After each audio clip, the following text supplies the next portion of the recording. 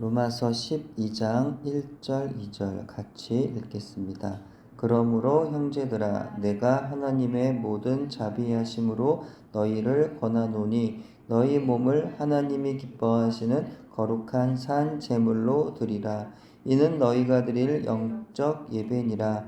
너희는 이 세대를 본받지 말고 오직 마음을 새롭게 함으로 변화를 받아 하나님의 선하시고 기뻐하시고 온전하신 뜻이 무엇인지 분별하도록 하라. 아멘. 예수님을 믿고 성도가 된다는 것은 세상에서 복을 받는 것이라고, 즉 세상의 사람들이 겪는 모든 아픔이나 어려운 문제들을 피해서 평안하고 성공적인 생활을 약속받는 것이라고 생각했던 적이 있었습니다.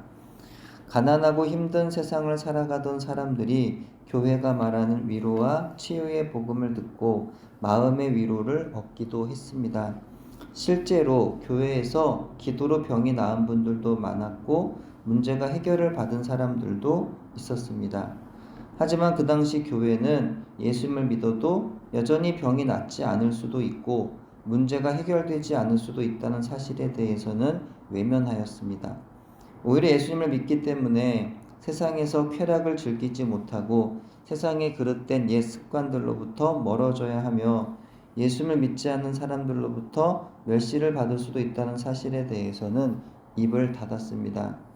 예수님을 믿음으로 인하여 하나님의 자녀가 되었다는 복음만 강조하였지, 예수님을 믿음으로 하나님의 자녀가 된 사람에게는 고난도 해야 할 책임이 따른다는 사실을 말하지 않았습니다. 때문에 그 고난을 지나야지만 경험할 수 있는 하늘의 영광도 말할 수 없었습니다.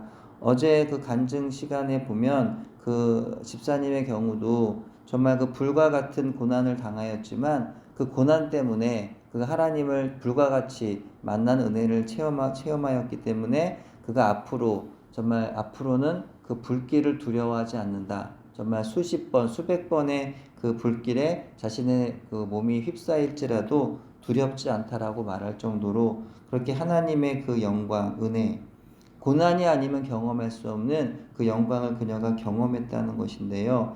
근데 그 고난을 말하지 않고 그런 어떤 하나님의 영광, 은혜도 말할 수가 없다라는 것입니다.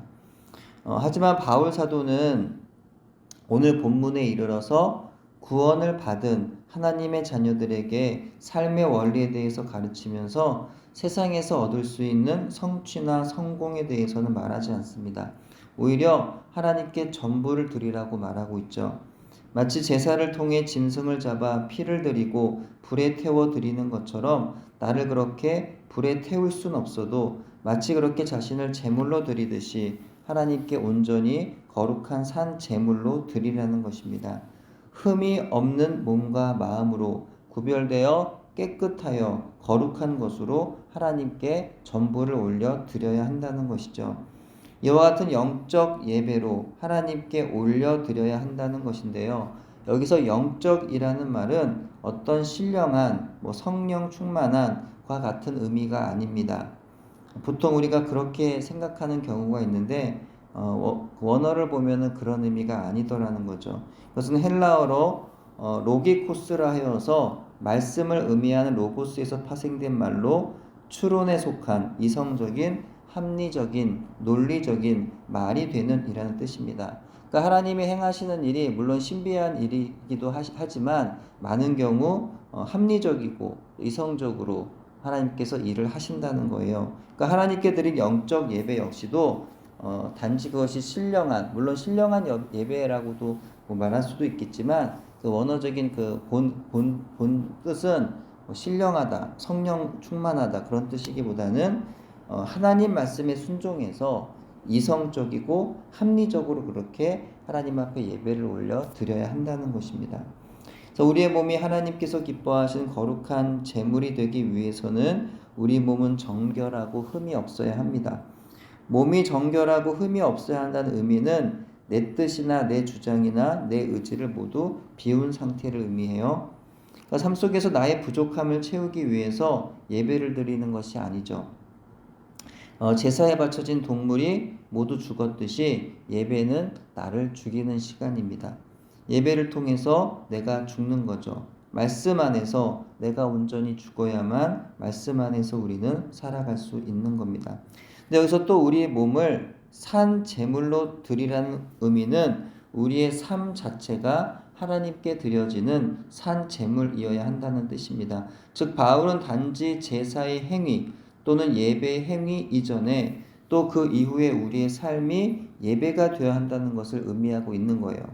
그러니까 우리의 예배 의식이 아니라 우리의 모든 삶이 하나님께서 기뻐하시는 거룩한 산 제물이 되고 또 제사가 되어야 한다고 권면하고 있는 것입니다. 이것이 하나님께서 기뻐하시는 거룩한 산 제물로 드리는 영적 예배, 하나님께 올려드리기에 합당한 삶의 예배가 어떤 것인지 그 다음 절에 이어집니다. 첫째로 이 세대를 본받지 않는 것이죠. 눈에 보이는 것들, 귀에 들리는 것들, 내 손으로 만질 수 있는 것들, 내 발이 밟는 것들의 마음을 빼앗겨서 거기에 휩쓸려 가지 않는 것입니다. 사람들이 돈을 사랑하니까 그들을 따라가고 사람들이 세상의 전문가들에게 귀를 기울이니까 또 그들을 따라가고 사람들이 문화와 지식을 따라가니 거기에 같이 휩쓸려 가지 않는 것입니다. 시편 1편에 복 있는 사람은 악인들의 꾀를 따르지 아니하며 죄인들의 길에 서지 아니하며 오만한 자들의 자리에 앉지 아니하고 오직 여호와의 율법을 즐거워하여 그의 율법을 주야로 묵상하는도다 라고 하였는데 시편 기자의 첫 고백처럼 세상 사람들을 따를 것이 아니라 오직 하나님의 말씀을 즐거워함으로 따라야 한다는 것입니다. 그런 사람들이 바로 복 있는 사람이고 하나님의 사람들이고 예수님의 사람들이라는 거죠. 둘째로 마음을 새롭게 함으로 변화를 받는 겁니다. 하나님께로 나아가는 자들은 마음이 새로워집니다. 예수님 앞에 앉는 사람은 마음이 새로워져요. 사람도 긍정적인 사람 곁에 가면 내가 그에게로부터 영향을 받아서 나도 긍정적인 사람이 되는 것이고 남을 배려하고 사랑을 베풀 줄 아는 사람 곁에 있으면 나도 그로부터 영향을 받아서 나도 남을 배려하고 사랑을 베풀 줄 아는 사람이 되는 겁니다. 내가 되고 싶어 되는 게 아니라 내가 가까이 있는 그 사람의 영향을 내가 받을 수밖에 없더라는 거죠. 하물며 사랑의 하나님께 나아가 예배하는 사람의 삶이 어찌 새로워지지 않을 수가 있겠냐는 거예요. 내가 하나님을 닮아야지. 내가 막 노력하고 막 열심히 의지적으로 그렇게 막 노력을 하고 하면 그것은 내 힘으로 되는 것이 아니지만 그냥 내가 하나님 안에 있는 거예요. 예수님께 붙어 있는 거. 그러면 내가 예수님처럼 하나님처럼 그렇게 우리 성품이 바뀐다는 거죠. 그러므로 관건은 하나님께 더 나아가야 한다.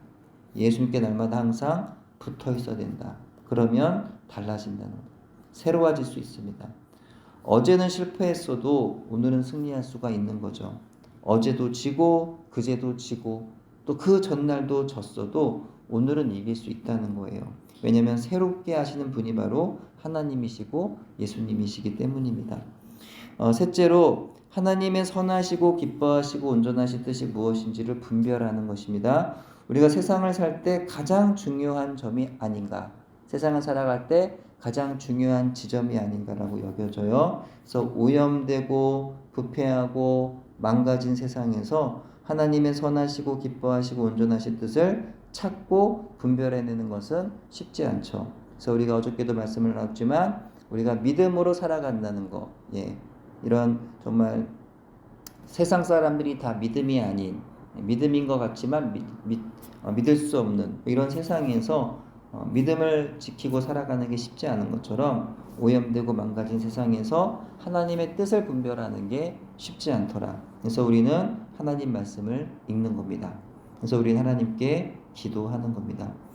성도가 된다는 건 바로 이와 같다는 거예요. 먼저 나의 육신의 죄의 소욕을 죽이고 하나님을 예배해야 하며 반대로 하나님을 예배함으로 나의 더러운 자아를 죽여야 하는 겁니다. 그렇게 흠이 없는 것으로 거룩한 모습으로 영적 예배로 말씀에 따라 합리적인 삶의 예배로 하나님을 예배해야 합니다. 또 그렇게 예배하는 성도는 이 세대를 본받지 않고 마음을 새롭게 함으로 변화를 받으며 하나님의 선하시고 기뻐하시고 온전하신 뜻이 무엇인지를 분별하게 되는 겁니다. 이와 같은 성도 되기 원하지 않으십니까? 세상에서 돈 많이 벌어서 여유롭게 살아 돈 걱정하지 않으면서 적어도 남들 사는 만큼은 좀 가져도 보고 누려도 보고 사람들이 좋다고 하는 건 다 해보면서 살고 싶으신가요? 아니면 그런 것들 못 가지고 못 누려도 하나님을 예배함으로 세상을 본받지 않고 새롭게 변화되어 하나님의 뜻을 분별할 줄 아는 성도로 살고 싶으신가요? 모쪼록 성도의 삶이라는 것이 우리가 이전에 알던 그런 것이 아님을 기억하기 바랍니다. 고난이나 어려움은 요리조리 다 피하게 하시고 세상의 부와 명성을 얻는 것이 아님을 알기 바랍니다. 예수님을 믿기 때문에 병이 떠나가고 문제가 전혀 없는 삶이 아니라 오히려 예수님을 믿기 때문에 고난도 감당해야 하는 것이 성도의 삶이라는 사실을 기억하기 바랍니다. 또한 그 성도의 삶이 바로 저주나 징계가 아니라 하나님의 은혜이고 우리에게 주어지는 영광임을 믿으시기 바랍니다. 오늘 어떤 삶을 사시겠습니까? 세상에서의 어떤 삶을 추구하며 어떤 삶을 그리고 소원하시겠습니까? 삶의 목적이 무엇이며 목표가 있다면 무엇입니까? 바라기는 우리에게 영적인 고상한 추구, 고상한 소원, 거룩하고 고급진 목적과 목표가 우리 마음에 새겨지기를 소원합니다. 그래야 몸은 세상에 있지만 사랑하는 우리 예수님과 함께 하늘을 바라보고 하늘의 소리를 들으며 하늘을 만지고 하늘을 걸을 수 있는 놀라운 은총이 우리 가운데 만끽되어지기를 간절히 소망합니다. 기도합니다. 하나님 아버지, 우리에게는 소원이 있습니다. 그 꿈은 진짜 부자가 되는 것이 아닙니다. 진짜 성도가 되는 것입니다. 그 꿈은 세상에서 높아지는 것이 아닙니다. 세상에서 낮아지고 하늘에서 높아지는 것입니다. 그 꿈은 내가 인정받고 나의 욕심을 채우는 것이 아닙니다. 나는 죽어지고 나를 통하여 예수님이 영광 받으시고 나보다 남을 위하여 살아가는 겁니다. 그러나 하나님, 우리의 마음에는 여전히 다른 소원도 존재합니다. 내가 세상에서 더 잘 나가고 싶고 내가 더 높아지고 싶고 내가 더 많이 가지고 싶은 마음도 내 안에는 있습니다. 그러나 하나님, 우리의 마음 깊은 곳에 하나님 아버지의 소원을 품게 해주셔서 세상에서 고상한 소원, 남다른 목적, 영적인 목표를 위하여 믿음의 경주를 해나가는 우리 모두가 되게 하여 주옵소서. 예수님 이름으로 기도합니다. 아멘.